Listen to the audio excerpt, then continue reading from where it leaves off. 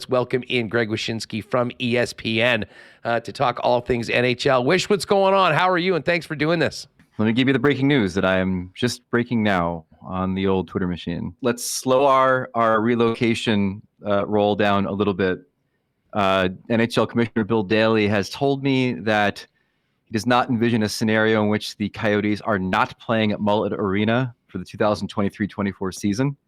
And the Coyotes have just confirmed that with me as well. So we can have our relocation dreams running rampant for 2 years from now. Houston, Salt Lake, Quebec City, what have you. But for next season, the NHL and the Coyotes both tell me that it's Mullett Arena for the team. Interesting. The timing of this, to move a team is, there's so much that goes into it. And we more than anyone know how the work that took to get the Winnipeg Jets up and going in just a few months. Certainly is daunting. That being said, Wish, this has been a saga that we've talked about before that has sort of been in some ways a black cloud for the National Hockey League for decades. How devastating was that vote last night by the people in Tempe? And did it catch the National Hockey League off guard? Were they expecting that this was going to be going finally the way they wanted it to?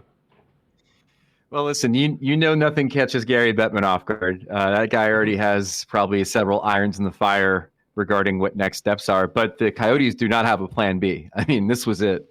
This was the major swing at trying to find an arena and find the entertainment district that Alex Morello, their owner, had been searching for to build a casino and maximize his potential to create revenues for that team. This was it. And they moved Mullett Arena under the auspices of trying to get this deal done. All of it hinged on it. And I got to tell you that when you talk about surprises, they thought they had this in the bag, man. They thought they had a 10-point advantage heading into the vote yesterday. They were scheduling their CEO, Javier Gutierrez, to do all this media today. He hasn't done any of it, including with me, because they expected the vote would pass. And why it didn't is going to be an interesting story in sort of the autopsy of all of this. I think one thing that really worked against them was voter turnout. They had a high number of voters, 65 and older, that turned out for this thing. And if you're 65 and older, chances are you're not voting for the hockey team casino combination. You were voting for don't give billionaires tax breaks. You were voting for don't make more traffic congestion in my city. That was one thing they didn't anticipate. The other thing I think they didn't anticipate was just how organized the opposition was going to be. The opposition had funding above $1 million. Their signs were everywhere. I visited Tempe. I was really blown away by how loud the opposition was even at the beginning of the season to this deal. And I think the Coyotes genuinely believed that their message about spending $1.9 billion of their own money to transform a landfill into this arena district was going to resonate more than it did. And they were in shock last night. They certainly thought they had this in the bag. There's been plenty of reports about the way the Coyotes have done business in that market. And I think there's at least a part of the population, believes that the people owning and running that team are a little greasy. Was there a concern about who they were getting into bed with? Well, no, that's part of it. So there's two things on that. One is obviously the idea that part of the gig is a casino, I think probably made some people a little bit oogie about it. And then the Alex Morello of it all definitely played a little bit into that. Not so much who he is and how he's made his money, but all of the stuff that happened in Glendale. It wasn't simply just the Glendale City Councils being like, we don't want you to play in the arena anymore.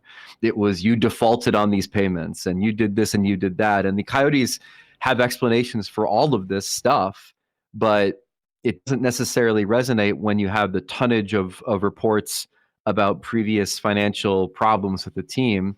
And, when you go to make the promise of, okay, we're going to spend this amount of money, the city will only have to pay this amount of money. If there's any problem with the project, we'll shoulder the financial burden.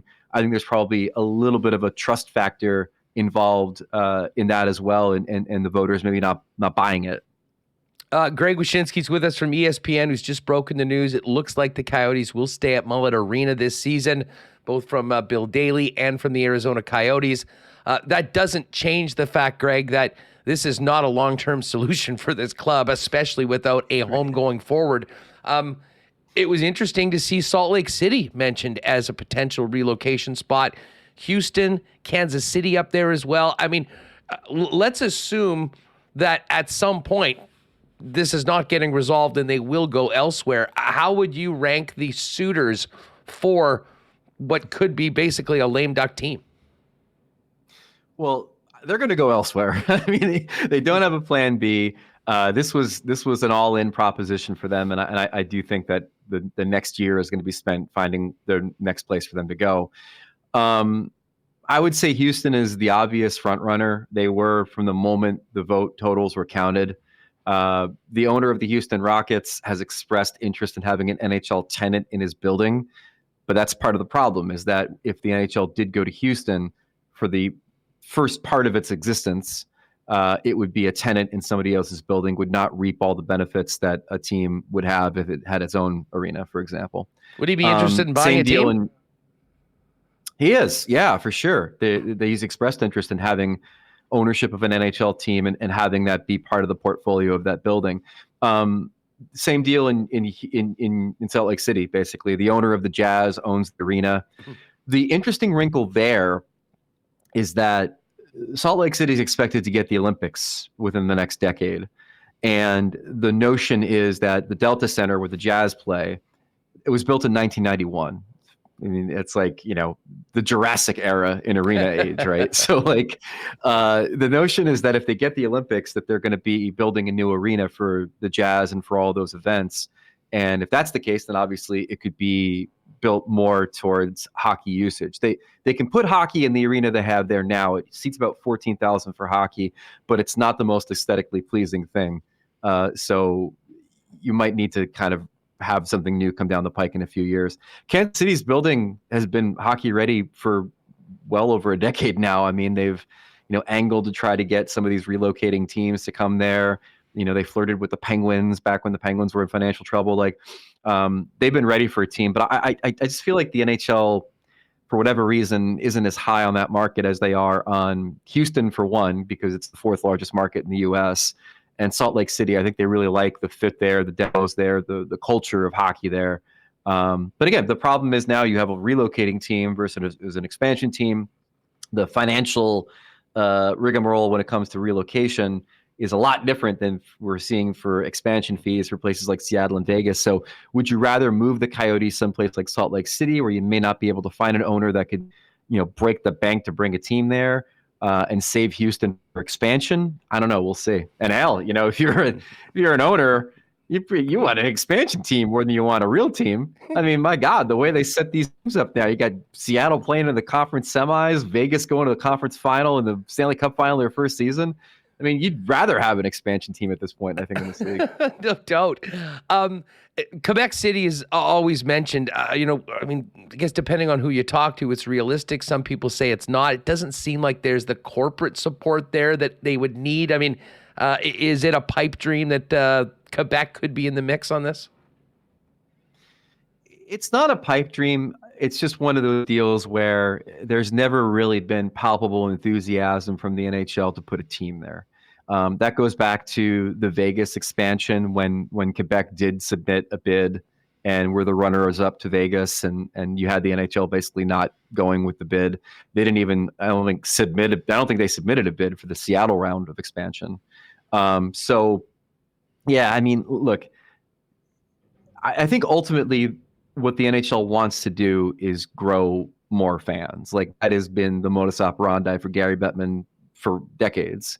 And I think there's a notion of, if you go to Quebec City, you're going to be able to fill the building. You're going to have a lot of passion, but you're not really making new hockey fans. You know what I mean? You're getting older hockey fans that are already hockey fans to come to the games.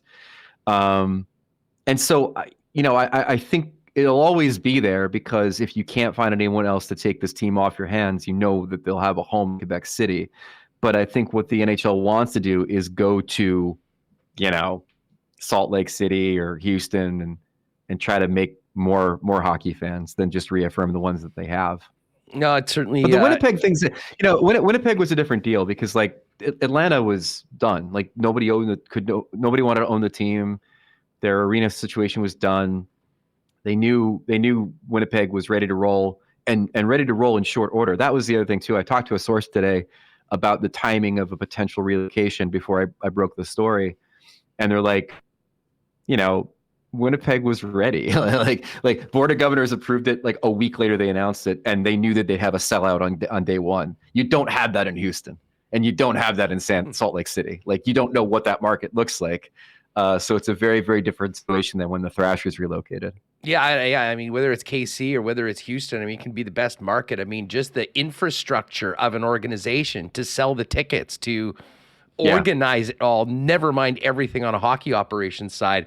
Certainly quite different.